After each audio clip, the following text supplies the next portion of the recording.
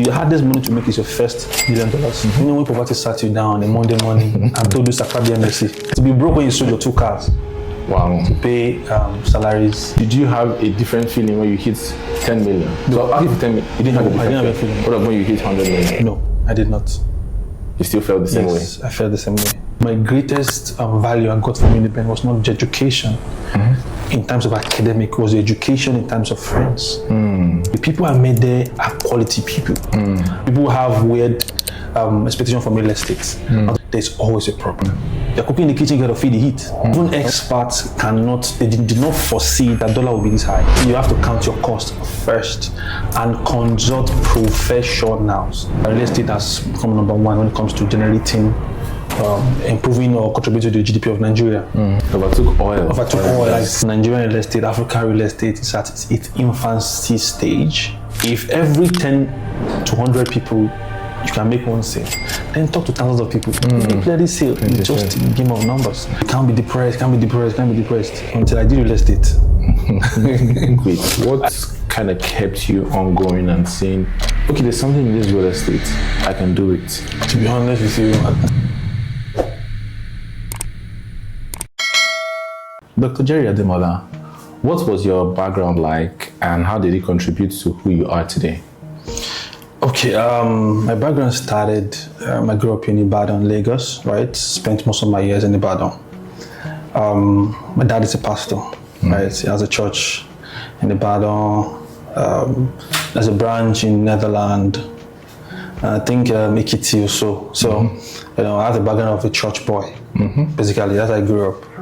And as a church boy, we built it morals, principles, you know. There's a level of high standard that we're uphold to as sons and the children of pastors. So then from there, I think I went to University of Benin for my first degree. I studied international studies and diplomacy. And from there, I did my NYC in Benue. And from there, I came to Lagos. Then real estate in Lagos. Basically, that's my life and what your background looks like. And as a serial entrepreneur that could have done so many things, why did you choose real estate? Okay, I chose real estate because number 1, I used to be a musician. We know that story. You know, I did music full time. As I played the piano, the guitar, produced music. And but then again, I discovered that I was very ambitious. You know, they said that I saw a saying that the industry you're in determines how much you earn. So I looked at music. I'm not a good singer, but I'm just in the background of music, producing the music and not singing the music. And very few people that are doing the background are really rich. I said, okay, I think I'm gonna look for an industry where I can thrive and really make money, right? So when I got to Lagos, okay, my background, okay, my dad did local agents real estate, whereby he looks for a land and so I think I had a little idea about real estate. So coming to Lagos, I met Mr. Smart. He's with my former boss. I served with him. So I walked up to him and said, okay, I want to work with you. To cut a long story short, I started doing real estate. And I discovered that, okay, I was interested in this real estate thing. You know, garbage in, garbage out, impute, so simple. You get a good approved land that has all that the document that you need. Then you sell, look for people that will buy. And boom, you make money. I'm like, oh, I think that makes sense to me. And I used to be a salesman, not used. I'm still a salesman. I sold honey, I sold clothes. There's nothing I could not sell. So it was easy for me to sell real estate. Okay, so I think I began to have interest in real estate, and I began to say that, okay, there's something for me in this real estate. And that's how I began to venture into real estate. Yeah. Now let's talk about finances. Let's talk about the money. You know, you started real estate. Did you hit it immediately? And how long did it take you to make your very first million naira? Okay, I didn't really hit it immediately. I used to be a motivational speaker then in University of Benin, first degree, where I tell people, you can't be depressed, until I did real estate. I started a company, I was depressed for close to about 6 to 7 months. You know, no sale. So I was really depressed. So, but then before I started the company, I was a realtor, like I said. And during that period of trying to sell, I struggled to sell because I knew how to sell, but didn't know how to sell real estate.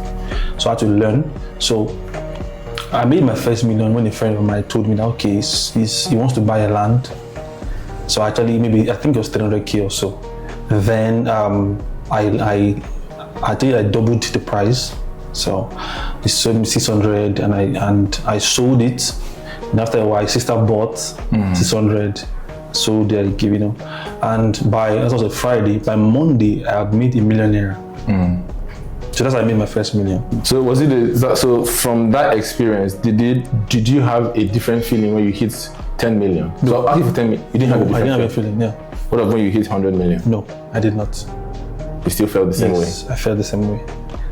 I felt the same. To be honest, I felt the same way. So why? Because then again, I discovered that it's just numbers. And like I said, if I have not had that eye-opening moment where I was feeling like a big man because of 1.something million in my account, and I'm like, there's no feeling.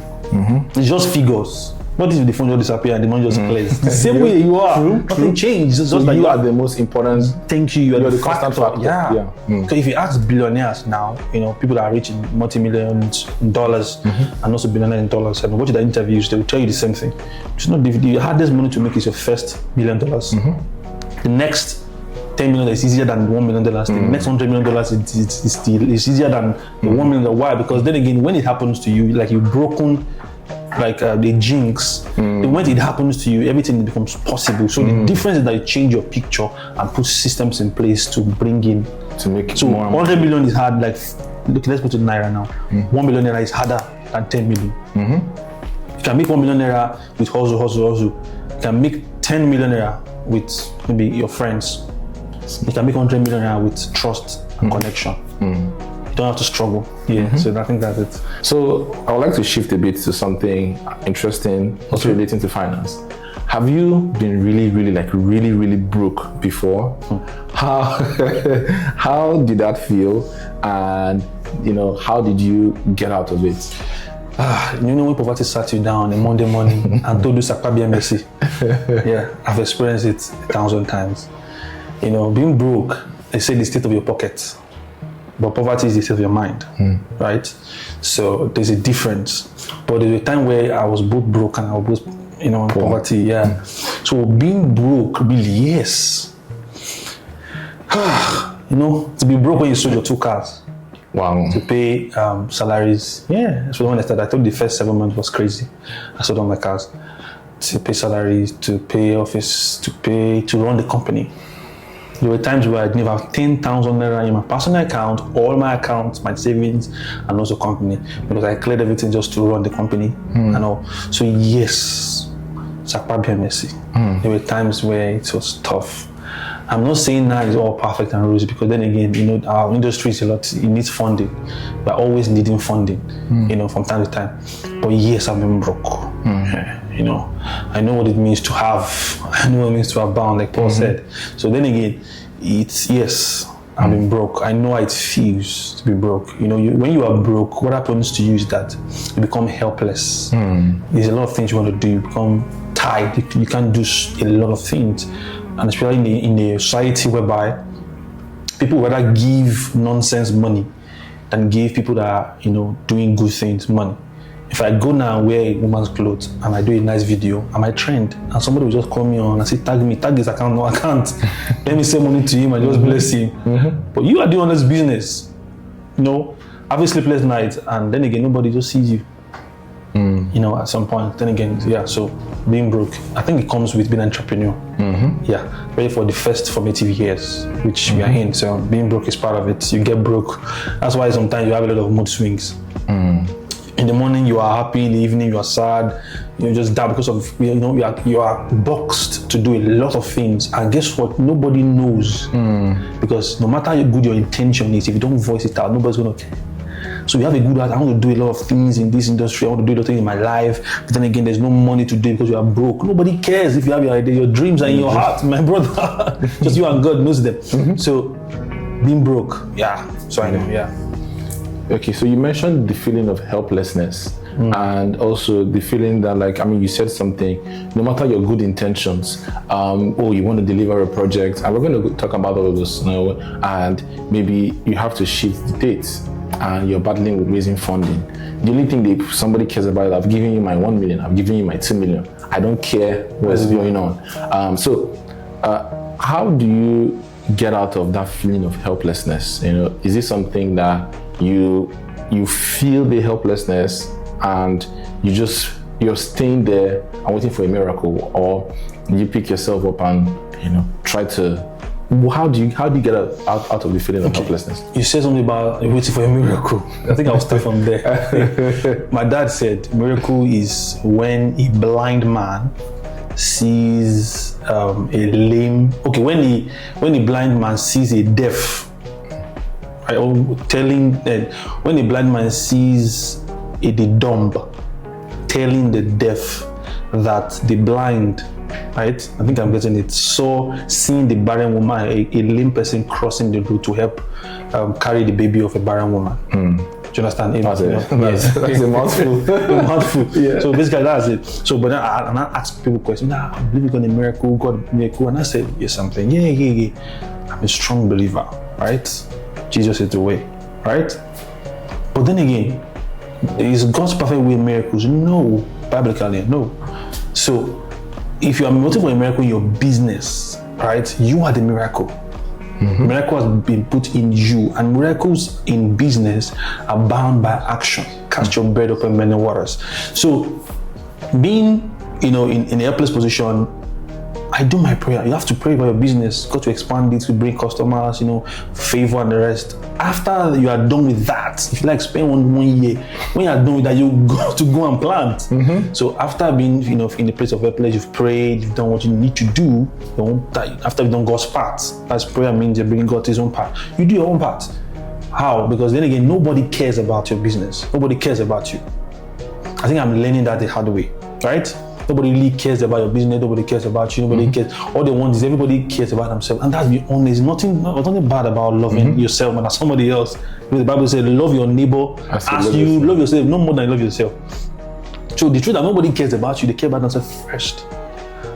So what you need to do as an entrepreneur in Nigeria, what I do is that I understand the fact that nobody cares, and as such, I must find a way around it. you must like crazy. So much that my wife would be like, babe, I'm not thinking too hard. Sometimes, when you think too hard, she could like, not in a worry, me calculating how do I solve this issue, because I understand that Nigerians are not forgiving. Yes, of course, I understand that this is people's hard-earned money, and nobody wants to. So you got to find a way out.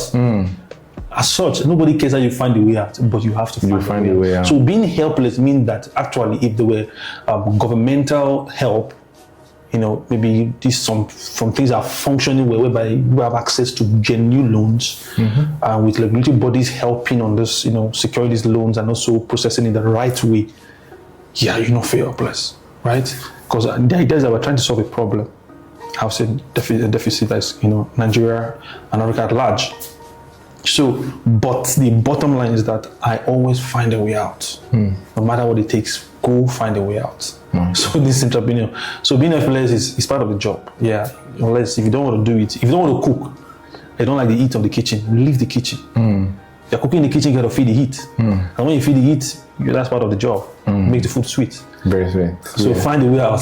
So you're saying you whatever it is that you're facing, you always find a way out. Yes. You have to. Nobody's coming to help you. It's not very reassuring. Very reassuring for your clients, your customers, and people that want to do business with you, knowing that you move hell and high water to make sure that if there is a problem, it is solved. I must add this: there's always a problem. Okay. Yeah, we don't live in a fantasy, world where everything is all good. I'm a good person. I'm a good man. That's what happen. Things will happen to you. It's called life. As such, but the major thing is you must have this mindset that when it happens, is there a solution? Because when there is a problem, it means there's a solution. There can't be darkness, because darkness means absence of light. So the reason the light shines because there's darkness. So there's always a problem, but the major thing is that we'll find a solution. Find the solution. Okay, now let's go into core real estate. What was your very first project that you did? What was the location of that very first project that you did? And can you walk us through that project from the start to the finish? And what was your biggest lesson from that project? I think my first project was in Ibajuleki.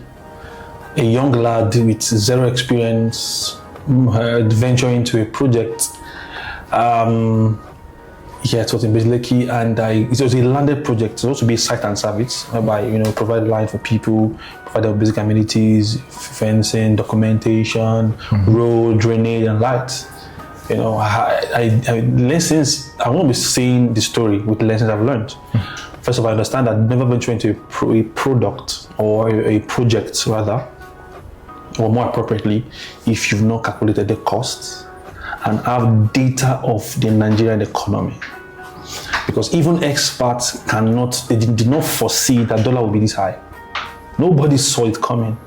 If you told me some years that dollar would be 500, no, I would not believe it. But now 1,600, sometimes 1,700, 1,800, crazy. How do you want? So there's no data to check it, because sometimes the data is accurate based on history. But there's nothing in our history that talks about dollar going from this to that margin. So I've learned that you must calculate your costs properly and also carefully, right? So I did the project, and the project went south. Our partners pulled out. I didn't own it fully. It was co-owning. I was a major guy there. But after a while, the guys pulled. I couldn't wait.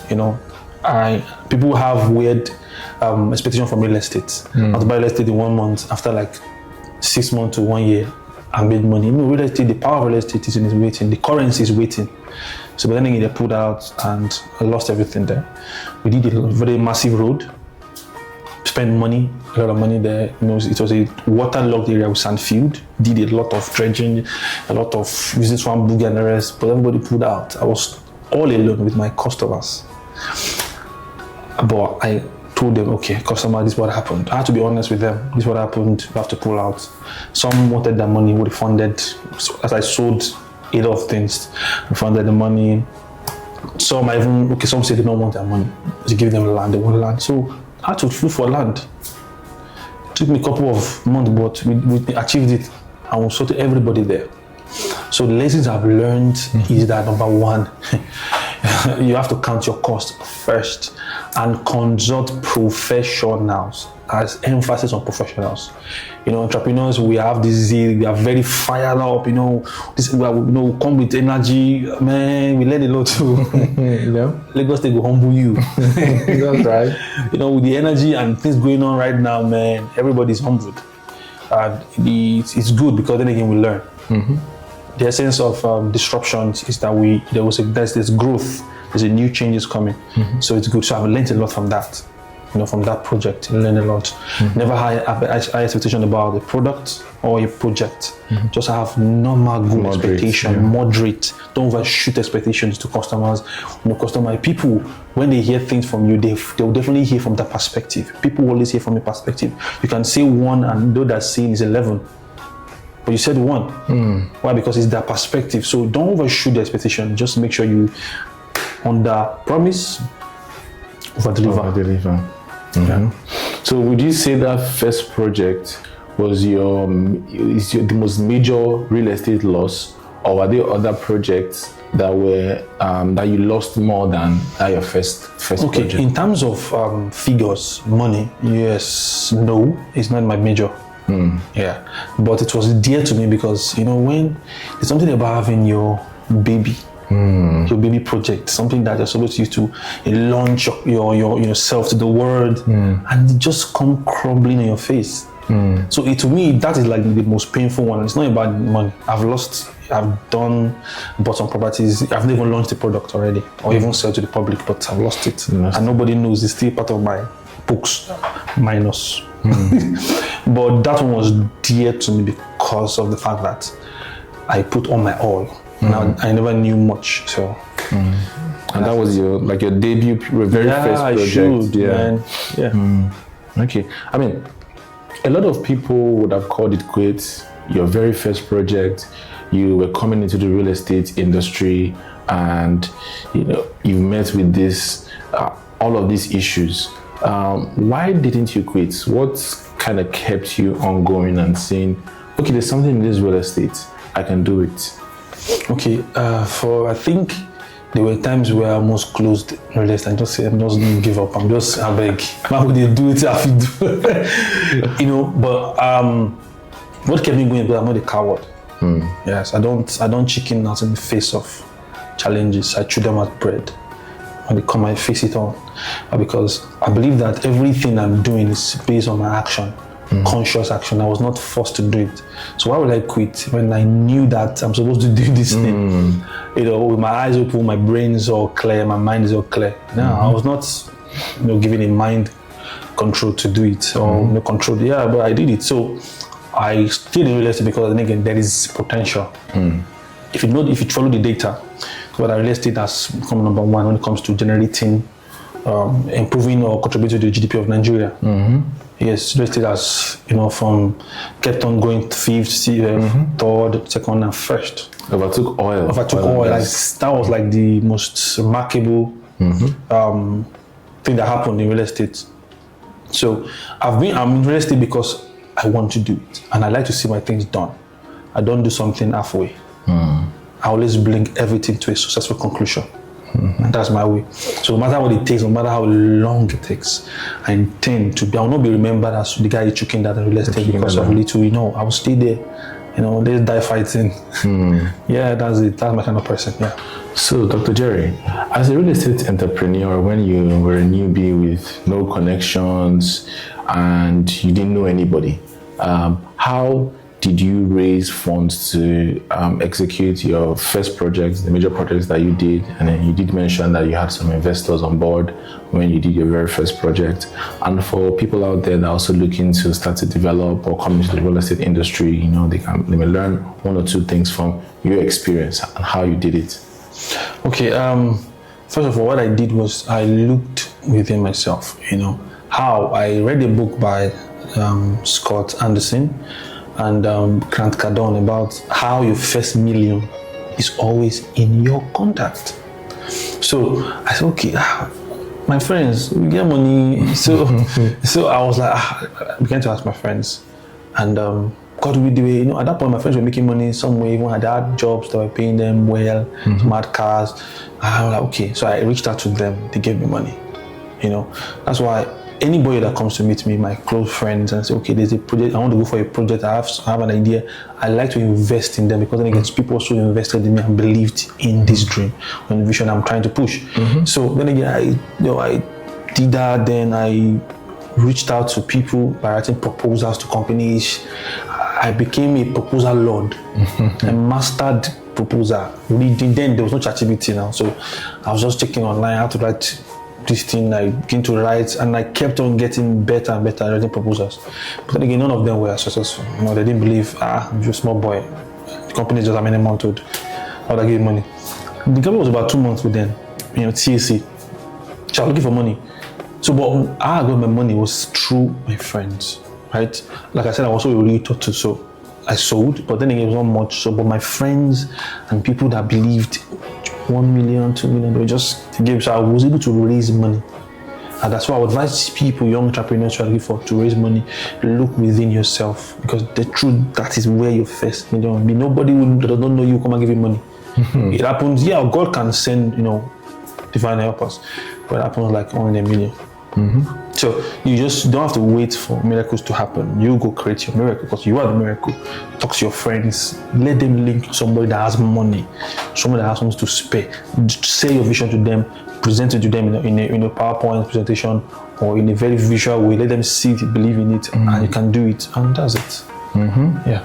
Okay, now speaking of how the quality of friends that you had and that you have also that believed in you, do you think that the school that you went to, and if I haven't mentioned it, he went to the University of Benin and we both went to the same school, but do you think that the school that you went to, University of Benin, contributed to the quality of friends that you have or you had back then? Because some people may complain, I do not have any of such friends. or was it wider than that? Do you think you had a very cerebral personality, and you were able to meet more people, and you were easily able to network? Because some people may be looking for reasons why it cannot be them. So do you think it was the university that made you make or meet the quality of people that you call friends that believe in you? Well, okay, yes, I would say yes, and because why I said yes, Uniben, for the first time after I finished University of Benin, my first degree, the first time I used what I learned there in the school, like in my 4 years, was during the Crimea War. Russia infiltrated Ukraine. I was like, yes, I read about this history. That was the first time you used the knowledge. Yeah. My classmate, they were calling, Baba, you see and say, it's in the work. You see and say, we learn this thing. Hey, this one lecturer said this. And I said, guy, now what for? What did you study, by the way? I studied international studies and diplomacy. More like history, kind of, but in little diplomacy. So, we're promised that we will become ambassadors. But after school, we discovered that ambassadors were like 50, 100 years old. So we have like decades to become an ambassador. So my greatest value I got from Uniben was not the education in terms of academic, was the education in terms of friends. Yes, people with different cultural background. We met great friends that stimulate your mind to think differently. I think that's what the brain needs. Education doesn't have to do with academic or regurgitating facts. You cram them books and just putting them like zombies. That's why they are called deadlines. Trying to meet up with notes. No, education means you are inspiring your mind for creativity and to produce value for life itself. So the people I met there are quality people, and at the same time also the skill of actually of cultivating those people is what entrepreneurs need to have, because not everybody will buy from you now. Some 5 years, some 10 years, some 2 years, some months. So you have to cultivate those friendships. So over the years, I have some friends from Uniben. They have 13, 12 years old. They've known each other from Uniben. We're still friends till now. You understand? So how I was able to cultivate the friendship over the decade. Reaching out, meeting up, talking. So I could not cash out if I've not invested. You can only cash out. So I have friends that can say, Baba, if I need some amount of money, you say, okay, if you know they day, if you day. That's real friendship. So I was able to cash out from those guys because of the fact that we've invested on each other. So Uniben produced those guys to me. And after Uniben, I met guys in camp and also in Lagos, whereby I also become friends with them less than 3 years, 2 years, 1 year friendship. And we're just from there to, so it's both ways. From Uniben and also personally, I was able to make friends. As an entrepreneur, you cannot be an introvert. John will not mature. Introverted entrepreneur. No, it's not possible. You can be an introvert in your house, with your children, with your house. But in business, you cannot be, because the business world is ruthless. And to be ruthless means you gotta talk, you gotta be out there, you gotta, guys, just be outgoing to meet people. Because what will make you sell in any business is meeting people, not in your house. The more you meet people, the more the probability. Because guess what? Real estate is a game of probability. And how does it work in your favor is that you have to understand that probability works with numbers. If every 10 to 100 people you can make one sale, then talk to thousands of people. Make plenty sale. It's just a game of numbers. So the more friends you have, the more probability you sell. The more people you meet, the more probability you make sales. And now let me just take a few moments to give this unpaid ad, basically, because I think same for him. Uniben kind of, first of all, I met him from Uniben, by the way, and when I was coming to real estate as well, he was very, very instrumental to me coming into real estate. But he made a statement that it was more than just the academics, building the total man and honing skills inside of you. And I would say the same thing. I did a chemical engineering degree from the University of Benin, 5 years chemical engineering degree. And the only time I've used my degree, apart from the fact that obviously I graduated and I could do other stuff, I could do a master's, I could apply for different stuff where they'll tell you, okay, do you have a first bachelor's degree? Was a client that told me that out of all the agents, she realized that I was in Uniben. She's in Canada. Shout outs to you if you're watching this video. And in fact, this client ended up sponsoring our Canadian event. So she told me that Uniben people always stick together. And shout out to Uniben alumni. They are so wonderful in the whole world. If you meet a Uniben alumni, they want to help you. And I'm talking to one as well in the UK, and very, very wonderful woman. So she told me that she did business with me basically because I went to Uniben. Obviously, there were other reasons, because she liked the content and what have you.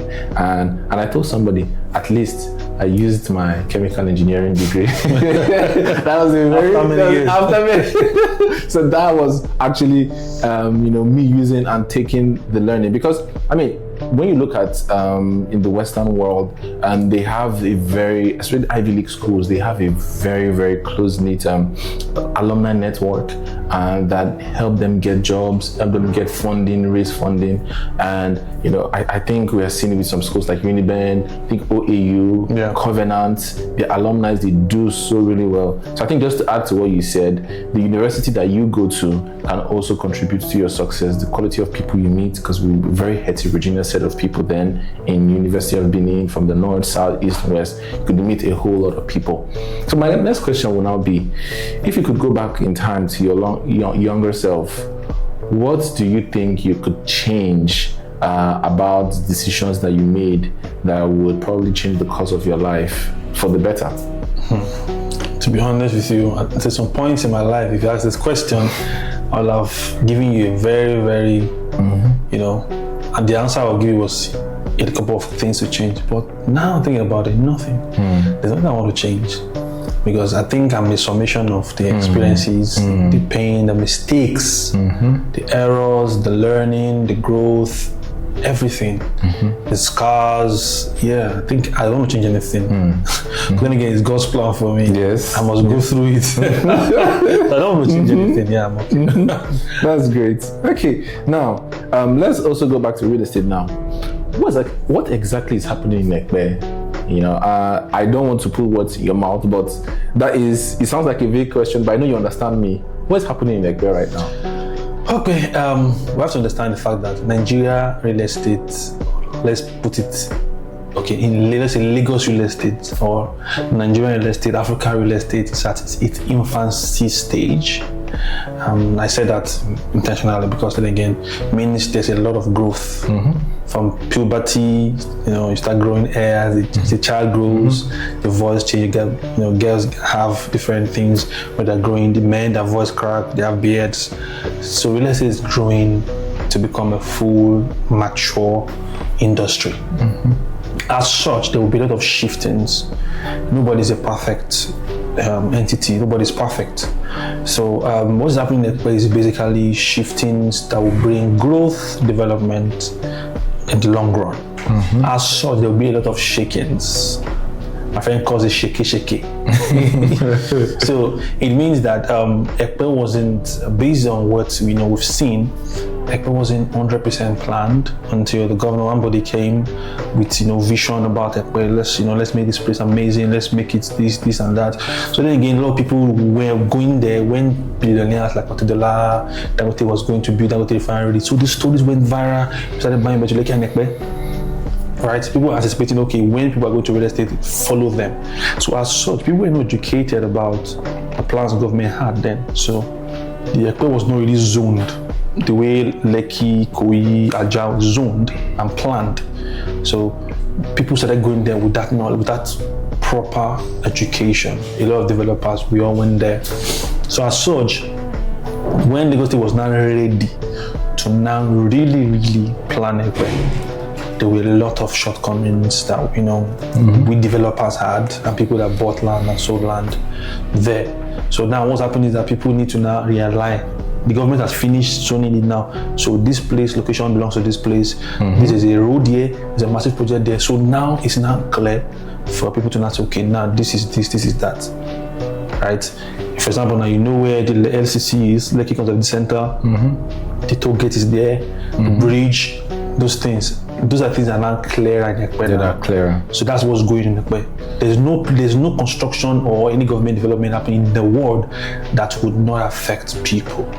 But the thing that Nigeria need to do better, or Lagos need to do better, is to provide alternatives for people that have already invested in such areas. I think that's the only. I think that was even what I was going to ask. That okay, what are people that invested not knowing the full scope of what government was wanting to do? Are they safe? But if I ask that question, I'll say, did the master plan change? Because as far as I'm aware, during Ambode's time, there was a master plan up till 2030 something, and then you spoke about how recently now there is. You're alluding to the fact that there's another master plan.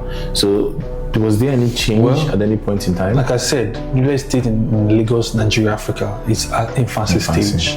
So there's a lot of things might come up, ideas might come up. For example, now if you see some places like the road that leads from Ademola down to Ekpe, there was a road there before, right?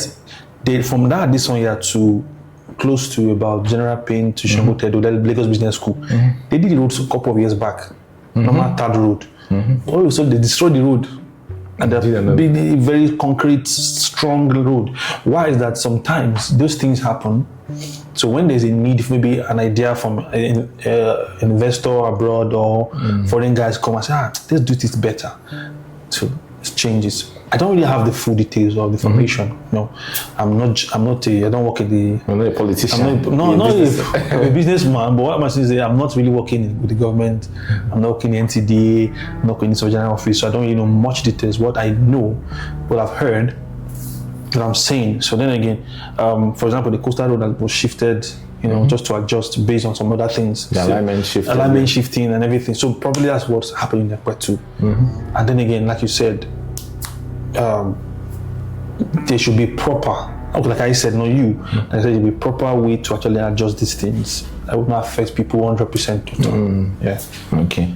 So then I'll ask the next question. For those that didn't come with the full knowledge or have big knowledge, and they have made a lot of investment, even if it's as little as even $1 million, are they safe? Like in Ekpe, okay. What do you think is the future for Ekpe? Well, I'm not Jesus Christ. I don't think that's safe.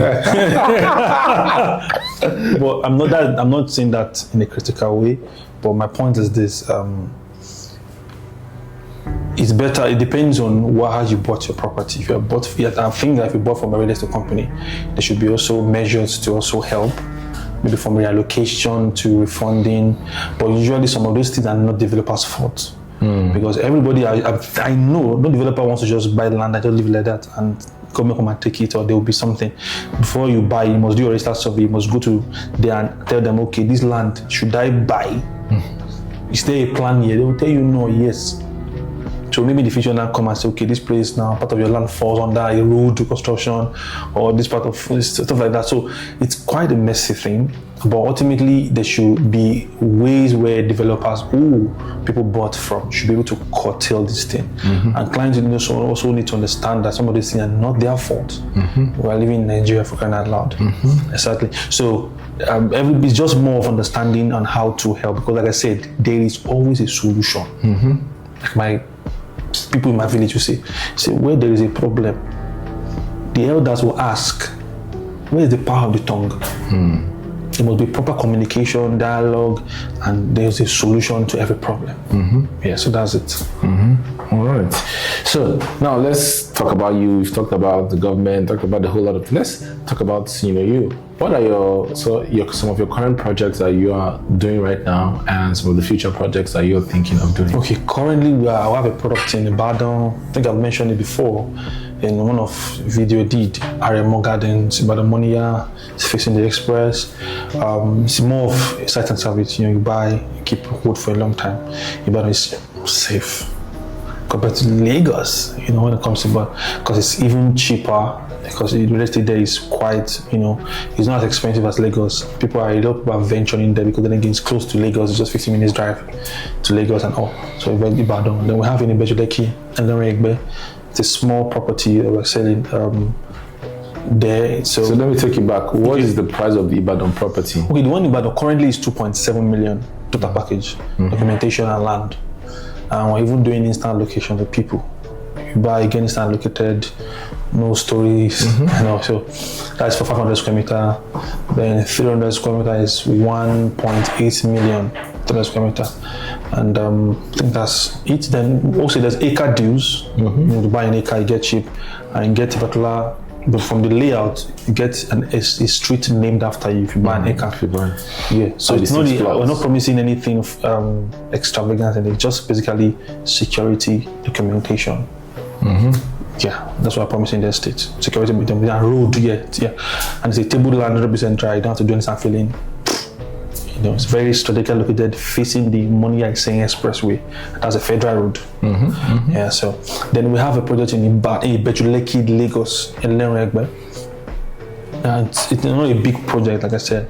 So it's government allocation for land, and there's a CFO government allocation. So people don't know the difference. There's a CFO, global CFO, whereby the government gives a particular community CFO.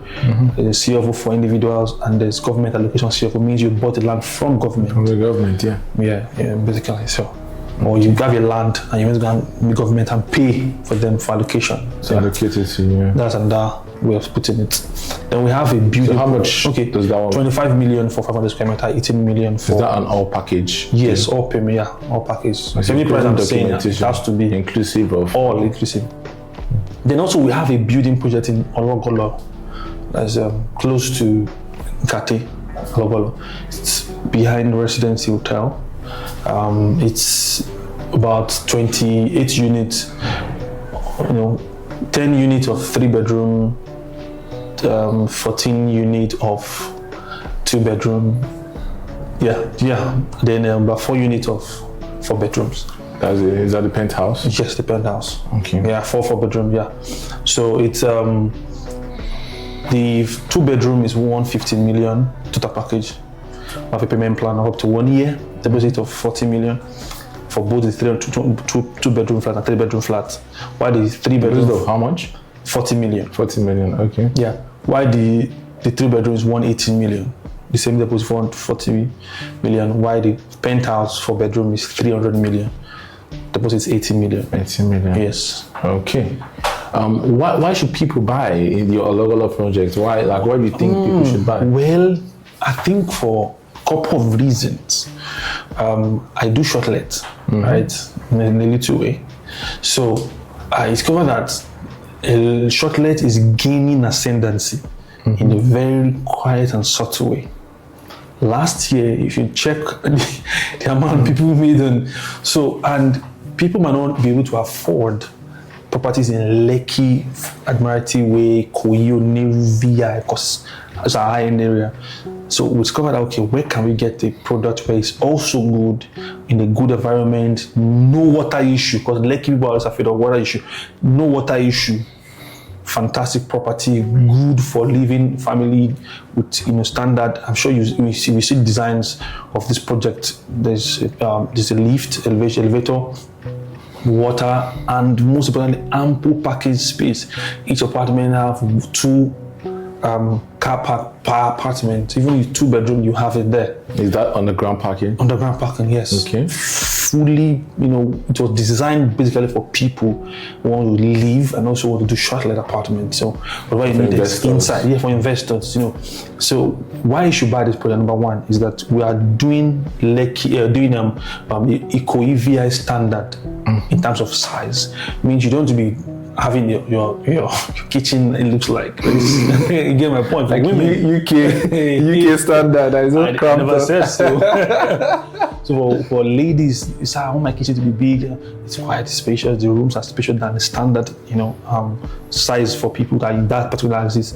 And also the location is fantastic. My God, I think when you watch the video, it's fantastic. It's exactly 1 minute drive from the road to the place. From what road? From the Ologolo bus stop. Okay. It's the first close on your right. When you get there, I think the video will show what I'm talking about. It's very close. So it's close to the road, it's not inside, it's 100% free from rain stuff, the proper drainage is there. That's my point. So now we should buy from that place because the ROI is high within 1 year.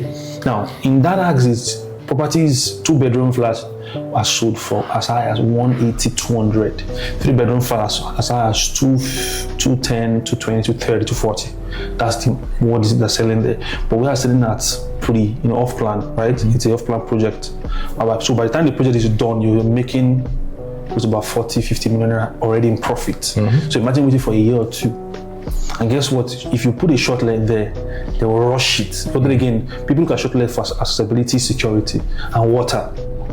Right, and the finishing we're going to be doing in the apartment is going to be top notch. Why? Because we are partnering with a very strong contractor, in the project, so that we can deliver it in due time and also with precision and majorly quality.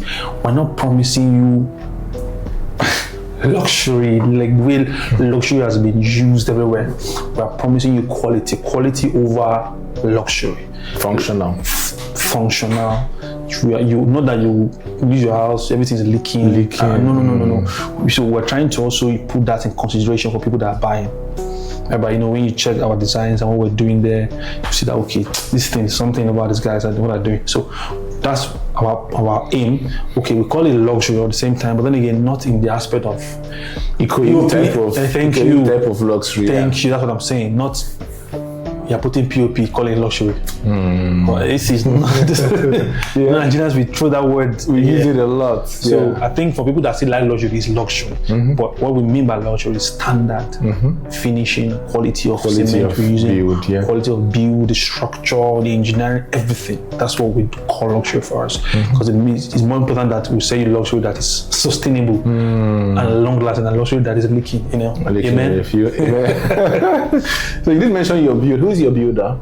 Okay, branded contractors. Okay. Yes. And they've done a couple of work. Yes, indeed. Which the clients also be able to. Yes. You see. Yes. Yeah, and the mainland, Lagos, a lot of projects completed and done. Yeah. Okay. So just to go over, your 2-bedroom is 150 million. 3-bedroom is 180 million. Yes. Then the 4-bedroom penthouse is 300 yes. million. So if you have been watching to this end, to this part of the podcast, I'm going to put him on the spot. And I'm going to ask him, for the people that are watching this podcast and they come through Ownahome, are they going to get any discounts? Okay, that's... All right. Okay, so, yes. Okay. So what we do is that when anybody comes through this podcast, maybe when they mention Ownahome.ng, yes, there will be a discount. They'll give you a discount. Yes. So you hear it. And confirmed from you. Yeah. So reach out to me, and if you're looking for an investment property at a very good, I've been to the site, and obviously I do believe in the site, and very accessible to Lekki Ekpe Expressway / Ologolo Junction, and amazing benefits for ROI and also rental yield year on year, because it's actually getting crazy, the short-let / Airbnb market in Lagos. Now, I'll ask you probably 3 more questions before we call it a wrap for today. I know you're a busy man and you have places to be. Would you say being a real estate entrepreneur is easier than most of other industries? Seeing that, let's say you had an FMGC company, you know that I have to sell 1 million products to probably make 100 million naira in revenue, not even profits. Or you're doing different stuff that you have to do, and you have to make sure your math it makes sense. I know you spoke about math, but like even from the fact that in the real estate industry, you can literally have one deal today and 1 billion naira is in your account. You bring a proposal and then you get funding, you get an investor that says, okay, I want to put in this much, and it can literally happen. So you can be, like you said, you can be broke today and tomorrow you're smiling. So do you think that you guys have an undue advantage? Because most developers are always complaining, and it's not easy. But just seeing the fact that there's just no limit to how much your earning potential is and to what can happen, do you think it's an easy industry for you guys as our developers? The uncle of Spider-Man told him, with great power comes great responsibility. Yeah. So real estate, I believe that the industry you are determines how much you earn. And like you said rightly, real estate does not have there's no cap to it. It's endless.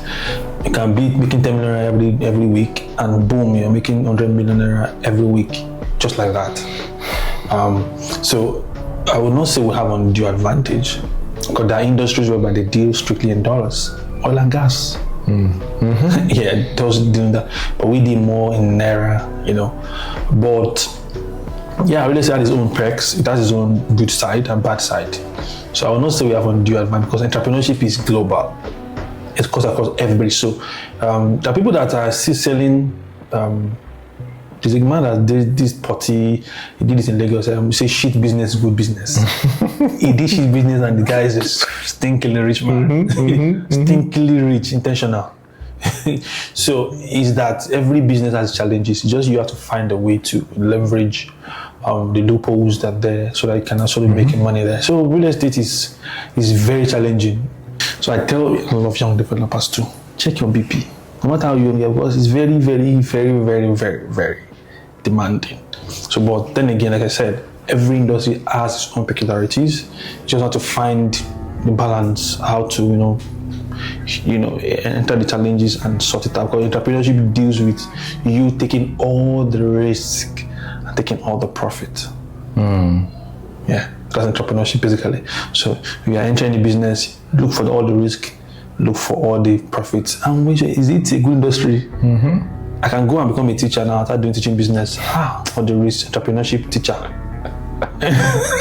You have your peace of mind. Peace of mind, but the risk is little, but the profit is not so. It's not so great. So the higher the risk, the higher the profit. So there's a lot of risk in real estate. There's a lot of profit. So basically, what you're now saying is that people should not envy developers, because you're basically getting paid to take this massive risk. You're betting a whole lot, and obviously you have to be compensated for that. The market compensates you for the fact that you're taking this enormous risks. Okay, so I think I would the second to the last question, is there any emotion, let's say fear, anger, jealousy, that has shaped you and formed a cardinal point in your life and your life experiences that you'd like to share, and how that emotion has, kind of shaped you into the person that you are today? I love that. I think the emotion that shaped me is fear and betrayal. I would say, the first thing is fear. Is that I discovered that fear doesn't necessarily be bad. As believers, sometimes we don't like when bad things happen to us. Sometimes those bad things are not bad things. Actually, challenges for you must conquer. No matter how religious you think you are, you must pass through life, and life will throw you onions. So what do? Do you not cry? Or you slice it and make one nice onion juice, onion stew? You understand? So it depends on you, right? Understand the fact. So when I was passing through some fear of the unknown is like the most common one for young guys. After school, after camp, what's next? My NYC, what should I do next? You're afraid. Will this project work? Will it not work? What's going to happen? What this is, and what ifs? And guess what? What if it works? So is that you understand that, okay, you don't have the spirit of fear. But fear can come, no problem. How? You can't stop a bird from flying over your head, right? But you can sure stop it from laying nice eggs, omelets. Your head. So I'm making nice omelets. So it's you. When fear comes, you know how to channel it to the right way.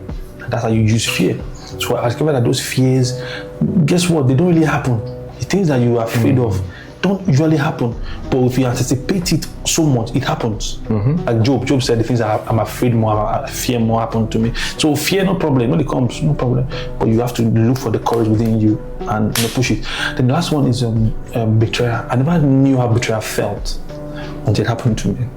I discovered that people really will use you to climb the ladder in life. It's so much that people don't really care about what you do. Actually after themselves. So I've learned to, leave people the way they are. And guess what? I told myself years ago, I said, I will never give anybody the privilege to disappoint me again. The moment I understand that you are a human being, so far you are a human being, a man or a woman, I will not give the privilege to disappoint me. But then again, it's hurtful when you feel that way. You understand? And it's happened in life. Guess what? It's life. So, but then again, after what happened, I said, I channeled that information to myself. I said, okay, this is what I need to do. Never expect too much from people. Yes, never expect too much from people. God, it will happen. Like my pastor would say, the people that you forgive more, when it comes to your thought, they will not forgive you. So as pastor that forgive your sin, they know your sin, not for God. When they mistakenly do one small thing like this, everybody crucify them. The pitchfork. Yeah, and that's how entrepreneurs are. Everybody looking at you and you're doing well, you're just there, no problem. But the moment you're crucified. So I used that and said, okay, this is what I do. So it helped me organize myself, understand life, the fear I feel. So no, this fear is good. It means something there. Fear does not exist if there's no truth or reality. Fear is that there's something there. If there's not there, you have to fear, nothing to fear. Basically, that's it. So, yeah. Okay. And you've spoken a lot about faith. You seem to be a very strong believer. How does your faith impact how you do business and how you conduct, your day-to-day as a CEO entrepreneur? Okay. I'm not a faith. I will not say I'm a faith person because my papa, I say intentionally, my dad is a pastor. I found faith myself. Right? Because a lot of people that are fathers are pastors, and parents are pastors, and they are not really, being a moral person or religious person doesn't mean you're a Christian. I'm a Christian who does business. I'm not a businessman who's a Christian. I'm first a believer, become a Christian. So my morals, my principles, my perspective, my ideology about life is formed from the fact that Jesus Christ died for me, died as me, he died. When he was buried, I was buried him, and when he resurrected, I resurrected him. That is the basis of who I am. It's finished work, what he has done for us in Christ Jesus. That's what God has done for us in Christ Jesus.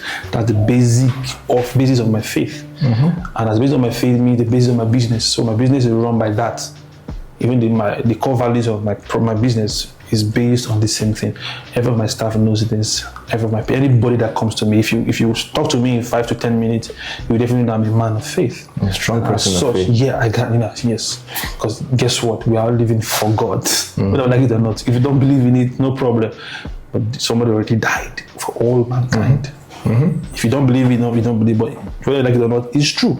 Okay, so there are some people that when you start to talk faith and when you start to talk religion, if I would use that word, if you permit to use that word, and then you mix it with business, they start to get suspicious of the bat, because there are a lot of people that have used the name of God and have used religion to scam people, to take advantage of people, take advantage of their trust. And then there's this, I have this, young successful guy on the podcast, and he's talking about faith, and they're starting to get offended. What would you say to this set of people? Okay, look at it. The first 2 times I was scammed in my life was by pastors. So there's one particular day. Let me see one funny story. When they do real estate deal, big deal. I was already calculating my money in the deal. So the guy now said, the guy that brought the business, now I was talking to the person that wants to give us money. I said, like, he has a church. The man said, hey, you're a pastor. The deal just went zero. The man just entered this car and drove off and blocked all of us. I was wondering, later I hear that pastor do. So, like I said, I'm not a religious person. But as such, my intention of also mentioning about God in every conversation I have is that every platform I see as an opportunity to talk to people, because the truth is that people have real problems, business aside. There's a solution, and I know that there's a solution in Christ. That's why I always mention God in every podcast, in every opportunity. I have to mention God. So it's not a way to cajole people that I'm a believer, I'm holy. No, nobody is until God makes you. Yeah, in Christ. I think that's it. Yeah. Thank you so much, Dr. Jeremy Ademola. And we have a tradition in this podcast, and I already asked you earlier what were the major emotions that shaped you as a person, and then you mentioned fear and betrayal. What emotion would you like our next guest to speak on? Is it the negative feelings or the positive? It can be negative, emotion? it can be positive, but it has to be a very strong emotion. Okay, the next speaker you talk about courage. How did you find courage in your lowest point? I think that's a question that I would like to hear. How did you find it? At the point where you are depressed, you're down, what did you do? What did you hear? What did you see? What point did you now switch to courage? Yes. Okay. All right. So stay tuned so that you know what the next speaker has to say. Thank you so much, Dr. Jeremy Ademola, CEO of Property Day Limited, and a few other businesses that he has. But because it's real estate and this is a real estate/finance podcast, that's what he does. Thank you. He's sat with me for the past hour, and we've discussed life, we've discussed real estate, we've discussed finances, raising money, and everything in between on Lagos and Nigeria and African real estate as a whole. Thank you very much for watching. This is the Ownahome TV show. Here at Ownahome, believe owning a home, owning a property should not make you lose sleep. Kindly like, kindly share, kindly subscribe. And if you're interested in investing in any of his projects in Ibadan, in Ekpe, in Ibejuleki, and also in Ologololeki, contact us. You're going to get a very good deal if you come in through this podcast. Thank you so much for watching. Hope to see you at the very next episode. Bye-bye.